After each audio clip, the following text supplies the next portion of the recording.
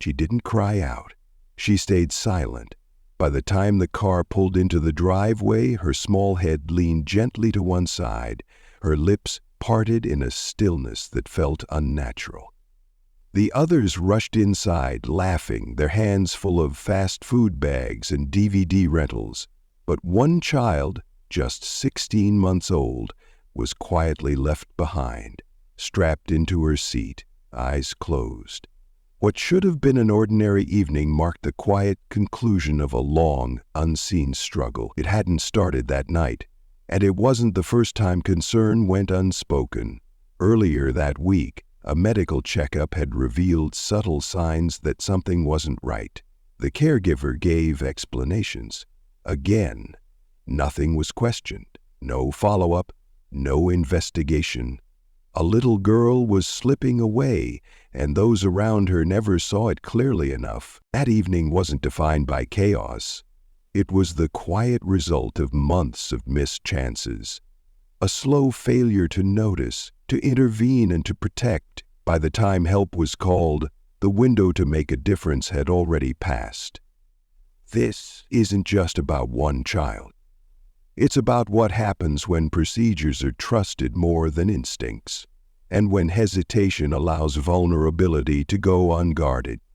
Her name was Alissa, and the story of her final days stands as a quiet but powerful reminder of how easily trust in a safe environment can be misplaced, and how urgently we need to pay attention when something feels off.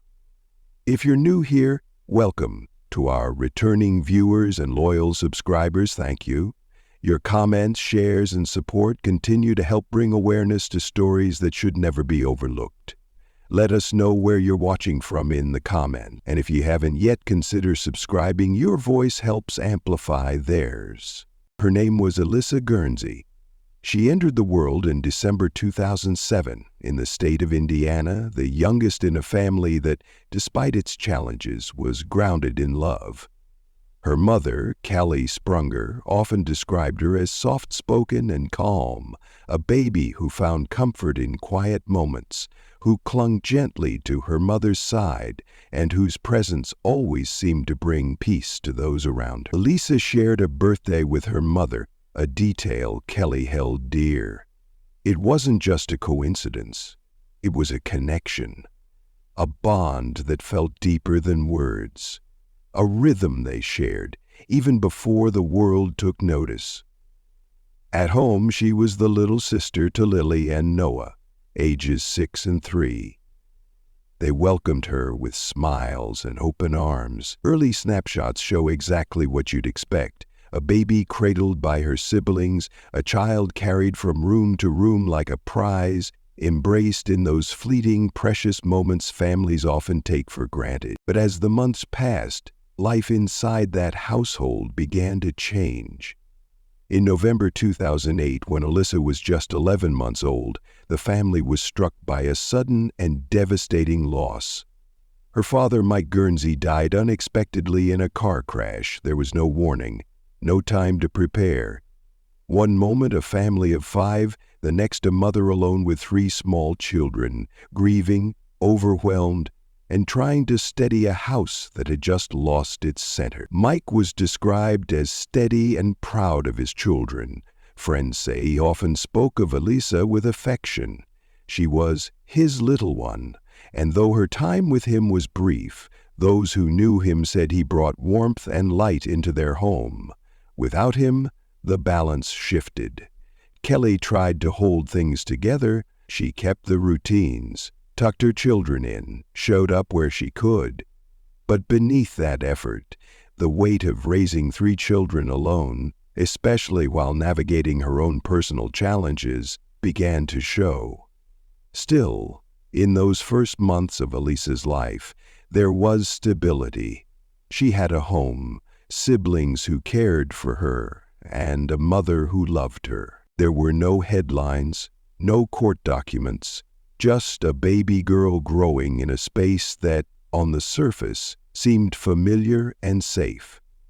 That context matters, because what happened next didn't erase those early memories, it only made them stand out more.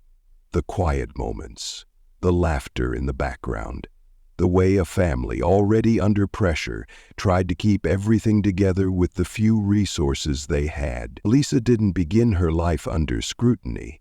She began it with people who loved her. And understanding that part of her journey is essential to understanding what followed. She wasn't a case file. She was a child, and before her name became part of a larger discussion, she was simply a daughter, a sister, and someone whose early days offered hope, joy, and possibility. As the months progressed, concern quietly grew around the stability of the home. Kelly Sprunger, working through a profound personal shift, was now the sole caregiver for 3 young children. Those familiar with her situation noted challenges that extended beyond emotional strain. She was facing pressures that made daily routines increasingly difficult to manage. Past interactions with local agencies had raised attention to some of these patterns. Records reflect that Kelly had at times struggled to meet the demands placed on her. In early December 2008, state services became involved, citing the need for temporary support. Based on their evaluations and Kelly's prior history with the system, they recommended an alternative care arrangement for Alissa, who was just 13 months old. Rather than initiating placement with unrelated caregivers, officials offered a kinship solution, a route often preferred to preserve family bonds. The selected guardians were Kelly's cousin Christy Schaefer and Christy's husband Matthew. Both lived locally and appeared to offer a stable environment.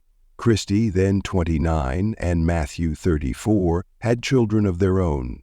On December 3, 2008, the placement was approved by the Steuben Circuit Court and formalized through the Department of Child Services. At the surface level, it was seen as a positive step.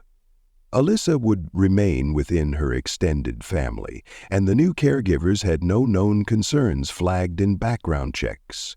Home conditions were documented, the legal process followed protocol, and the transition appeared smooth. But key aspects of the situation were not fully examined.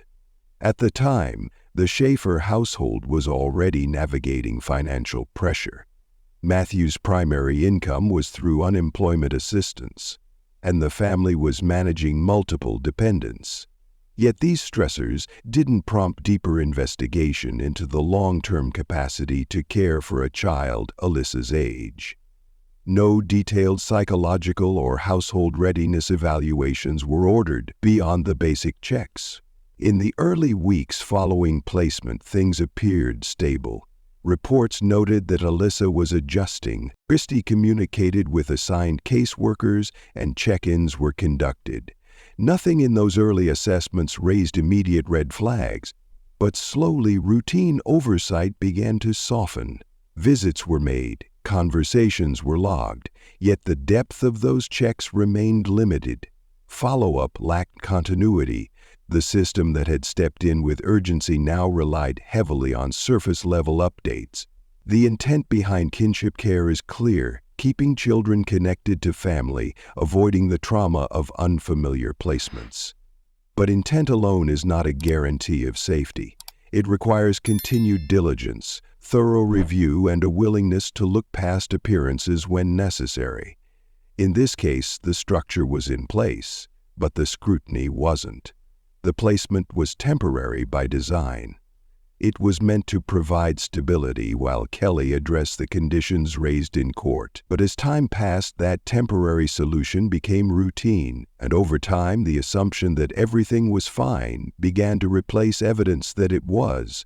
By the time unease began to surface in private conversations, critical moments had already passed without intervention. Oversight that had been positioned as protection began to operate more like a formality. There were no dramatic warning signs, just missed chances, subtle shifts, and a growing disconnect between policy and practice. This wasn't a failure marked by visible conflict.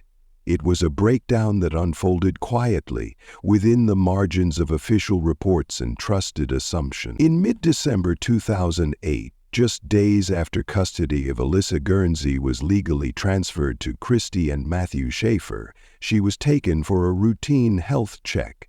The examining physician, Dr. John Egley, conducted a full evaluation. Based on his notes from that visit, Alissa appeared well and met typical developmental expectations for her age. No immediate medical concerns were flagged, but only days later, small irregularities began to surface. On December 15th, Christy did not appear at a scheduled court hearing. She informed the court that she was experiencing a severe headache and noted that 2 of the children were feeling unwell. The explanation was accepted without further inquiry. No secondary visit or follow-up was initiated. At the time, it was treated as a procedural delay, not unusual, not alarming, but this marked the beginning of a sequence of delays and absences that, in retrospect, formed a consistent pattern. Around this time, staff from the Department of Child Services conducted in-home visits as part of their oversight responsibility. Their notes were brief but consistent. The children appeared content, the home was organized, and the caregivers were cooperative. Christy regularly communicated with the social workers. She provided updates on Alissa's routine and emphasized how well the young child was adjusting to the environment. Nothing in the reports suggested a need for deeper investigation. However, behind those surface impressions, subtle signs began to emerge. Observers later described changes in Alissa's appearance. Her hair, once thick and healthy, now appeared thinner. Minor marks and skin changes were occasionally noted, but each time Christy offered an explanation. Accidental bumps, sensitive skin, or normal childhood behavior. These descriptions were consistent and confident, and they were taken at face value by those responsible for Alissa's welfare. Dr. Egley continued to see Alissa for occasional checkups. Each time, Christy would bring forward a different concern. A mild cough, a small scratch, or a bruise, she said, came from playing at home. Every time, the explanation was received without escalation. The findings didn't trigger any reports or initiate further review. There were no alerts filed by the medical team, and no additional observations by social services were elevated to a case supervisor. Over a span of several weeks, there were more than a dozen touch points between medical professionals, caseworkers, and caregivers. In each instance, the picture presented remained unchanged. Alissa was said to be adjusting well. The household was cooperative. Concerns, when raised, were managed as isolated events. But viewed together, those moments paint a very different picture. It wasn't a sudden shift. It was a slow, quiet drift, a gradual departure from what had once been described as normal. And in that drift, key questions were left unasked. Every small explanation, while plausible on its own, added up to a broader pattern that no one pieced together at the time. This was not a case of absence or neglect by the system. The visits happened, the checkups were recorded, but those involved relied heavily on what they were told, rather than pressing for what they couldn't immediately see. It's in this space, the space between official records and what was really happening, that critical moments were lost. The signs were there, but the urgency to connect them wasn't. By the time deeper concerns began to quietly circulate, the opportunity for early intervention had already begun to narrow. Reports remained unchanged. The system, still active on paper, was no longer fully alert in practice. While no single event stood out, the silence in between them was beginning to say more than anyone realized. In early January 2009, the descriptions surrounding Alissa's condition began to shift. The changes didn't appear in dramatic reports or urgent phone calls. They emerged gradually, through carefully chosen words and increasingly complicated justifications provided by Christy Schaefer. She told those involved in the case that Alissa had a tendency to fall or lose balance. Later, she suggested the child might have skin sensitivities or dietary issues. When these claims didn't account for everything being noticed, she introduced the possibility of a rare medical condition, mentioning during one conversation with a caseworker the potential for a serious underlying illness. Her tone, according to records, was framed as concerned, even protective. Each of these explanations was noted. None were questioned in depth. Alissa continued receiving regular medical attention through Dr. John Egley, her assigned pediatrician. At each appointment, Christy presented a new concern: a minor cough, a small bump, a skin reaction. One at a time, these were treated as normal pediatric issues. Records show that at no point during this series of visits did Dr. Egley initiate a referral to additional specialists or contact protective services. The claims being made by the caregiver were consistently accepted. Then came a moment that, on review, should have changed the course of the case. On March 3rd, a scan was ordered after Christy brought Alissa in for an arm that appeared stiff. Imaging revealed an injury. Christy stated that Alissa had likely moved awkwardly in her sleep, possibly twisting her arm in the crib. The explanation was documented and no alerts were raised. The matter was handled as an isolated incident. Following the scan, Alissa was referred to Dr. Robert Fallon, a pediatric specialist brought in to rule out medical causes behind the child's recent symptoms. He reviewed the results and found no signs of an immune disorder, no blood complications, and no markers for a serious condition. However, instead of raising questions about the mismatch between the symptoms and the caregiver's narrative, he submitted his findings and cleared the case for routine monitoring. Meanwhile, concerns outside the clinical setting were increasing. As the weeks progressed, Alissa's biological mother, Kelly Sprunger, grew increasingly uneasy.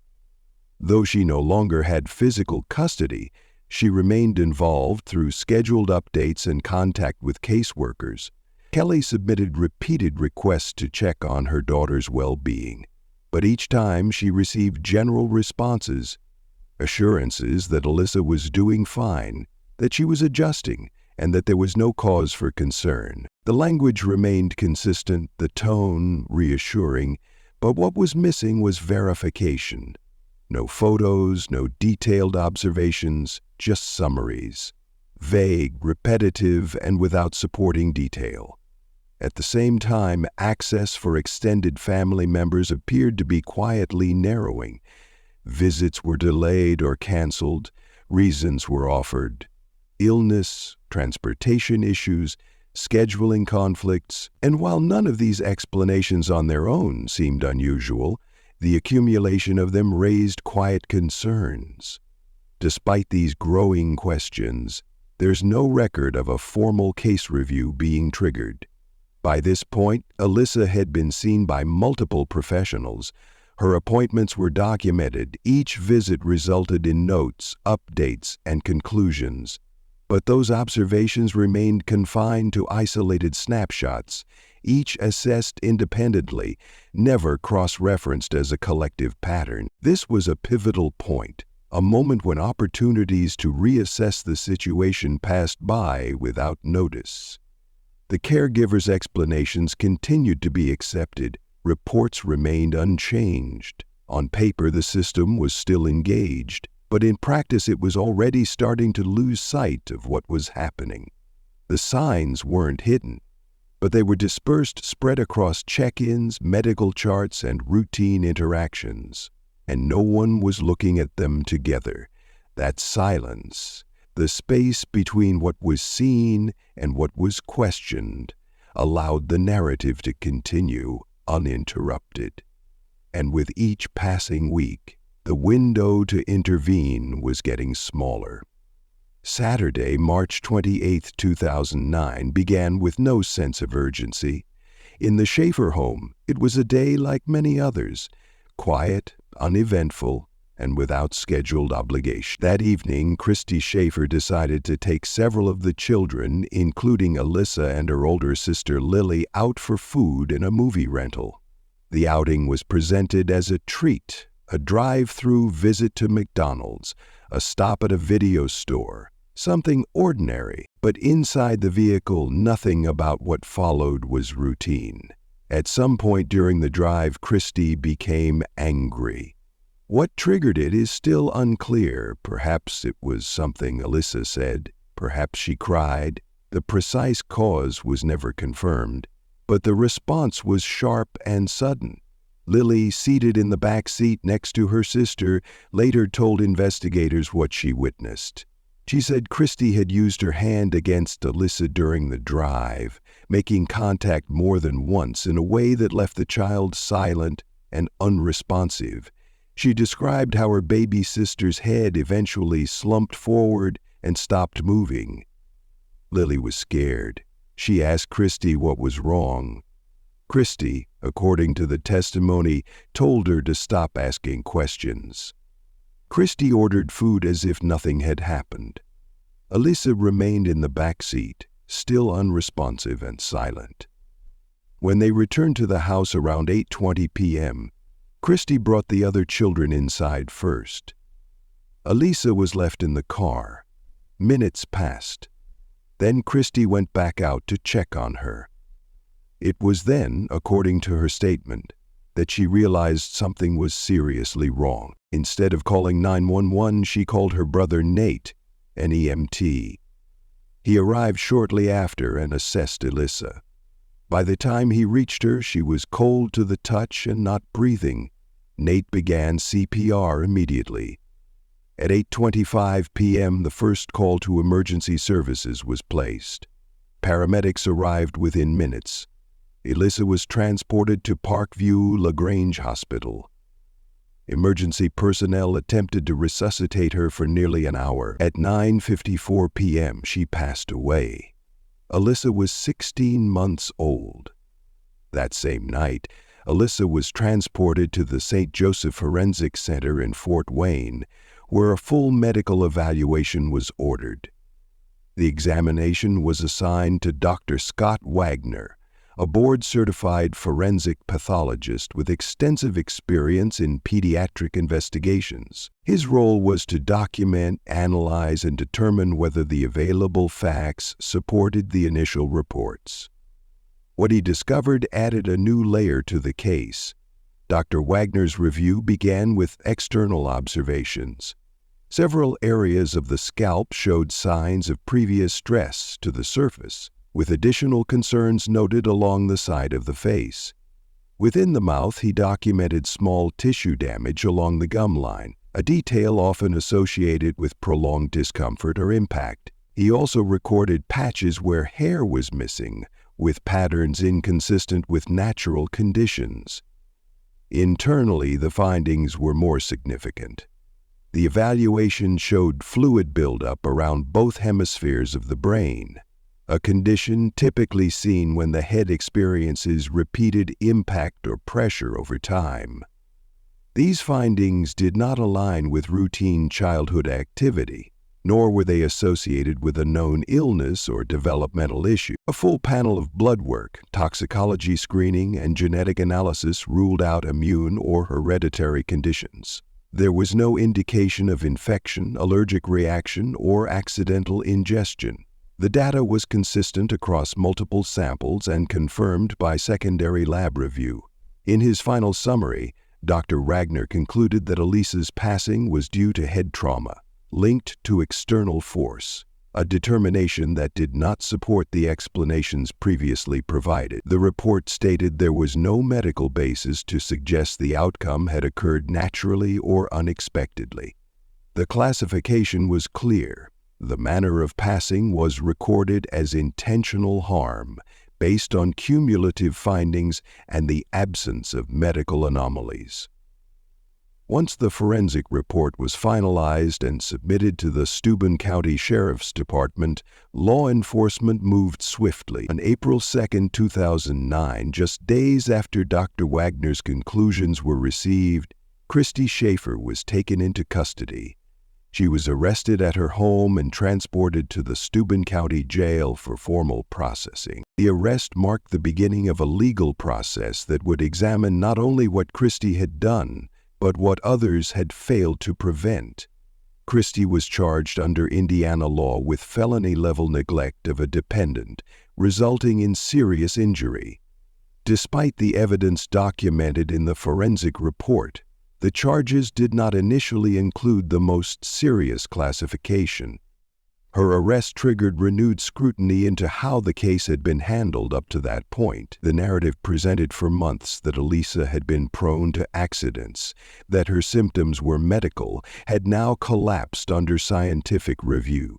And with the case now public, the quiet chain of decisions that had led to Alissa's final moments was beginning to unravel under statewide attention. Dr. Wagner's findings hadn't just opened a door.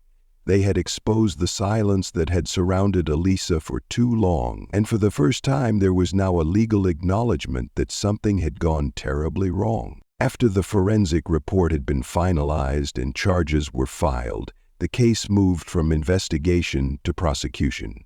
The expectation among many in the community was that the judicial process would bring clarity and accountability. But what followed was not what most had anticipated. Steuben County Prosecutor Jeffrey Weibel chose to present the case to a grand jury. In Indiana, this approach is permitted but rarely used in cases involving the passing of a young child, especially when the medical findings are conclusive. A grand jury allows prosecutors to submit evidence and witness testimony behind closed doors. The process is confidential with no defense counsel present and no media access. The decision meant that much of what was known and much of what had been discovered would not be subject to open courtroom scrutiny. When the grand jury returned its decision, it sent a ripple through the community. Christy Schaefer would not face charges for intentional harm. She would not stand trial for any offense beyond what the grand jury allowed. The official charge was neglect of a dependent resulting in serious harm, a felony, but far from the outcome many had expected based on the findings submitted by Dr. Scott Wagner and the events that followed Alissa's collapse. Christy entered a plea agreement, avoiding a public trial. During sentencing, Judge Scott Vanderbeck reviewed her history. She had no prior convictions, she had lived in the area for years and had ties to the community. These factors were cited as reasons for leniency. The sentence, 10 years in state custody, with 6 of those years suspended. But the reality would prove even more jarring. Christy served just 77 days before being released. The public response was immediate and intense. Editorials appeared in local papers, online forums, radio shows, and town meetings quickly filled with voices expressing disbelief. A young child had lost her life while under state-supervised placement, and the caregiver held responsible was walking free in less than 3 months. The sense of injustice was heightened by what some saw as a potential conflict of interest. Judge Vanderbeck had a long-standing acquaintance with Christy's father, Carrie Sprunger, a respected local figure. Their connection was known in the community and later acknowledged in court transcripts. To residents who had followed the case closely, it felt like accountability had slipped through the cracks. Officially, the law had been followed. But to many, it had failed to deliver what justice was supposed to provide, consequences that matched the weight of what had occurred. What had begun as a private tragedy had now become a public reckoning. People no longer questioned just the caregiver's role. They were questioning the decisions of prosecutors, judges, and the systems meant to intervene. And in that silence, after the sentence was served and the courtroom doors closed, a new kind of response began to form, one driven not by procedure, but by people who believed something had to change. In 2013, 4 years after the courtroom proceedings had closed, Christy Schaefer once again appeared before a judge. This time, it wasn't for anything connected to her role as a caregiver. She had been arrested for involvement in the illegal production of controlled substances, uncovered during an unrelated investigation. The case was brought before Judge Kevin Wallace, who sentenced her to 6 years in the Indiana Department of Correction. The outcome was notable not only because of the charge, but because it reopened public discussion around her past and how she had faced minimal consequences in the case that continued to weigh on the community. At the same time, Alissa's mother, Kelly Sprunger, was pursuing justice through civil courts. She filed a wrongful conduct lawsuit against both Christy and her husband, Matthew Schaefer, arguing that their actions during the time of Alissa's placement had directly contributed to what happened. Kelly also filed a medical negligence claim against Dr. John Eagley, Alissa's former pediatrician. Her suit alleged that repeated concerns went unrecognized and unreported, even when signs began to form a clear pattern. The argument that a trained medical professional had a duty to act and didn't. However, in 2014, the malpractice suit was dismissed. The court determined that while professional misjudgments may have occurred, the case did not meet the legal threshold for liability. No additional charges were filed and no further legal action advanced. But for the families and advocates who had followed the case from the beginning, the legal outcomes didn't signal closure. They exposed something deeper. A sequence of decisions that, despite being legal, had failed to protect a child when it mattered most. From that frustration came momentum. In response to the sentencing and the aftermath, a local group of mothers, educators, and advocates began organizing under a unified name, Alissa's Army. Their goal was simple but urgent: to prevent other children from falling through the same cracks. The group focused on 3 key areas. First, pushing for improved training for medical providers, especially those who work with vulnerable children. Second, calling for greater transparency in child welfare proceedings, especially when placements involve relatives.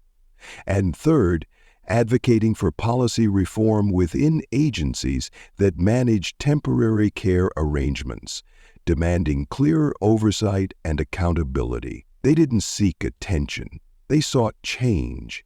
Because behind the headlines and courtroom documents, Alissa's case had revealed systemic patterns that couldn't be dismissed as isolated missteps.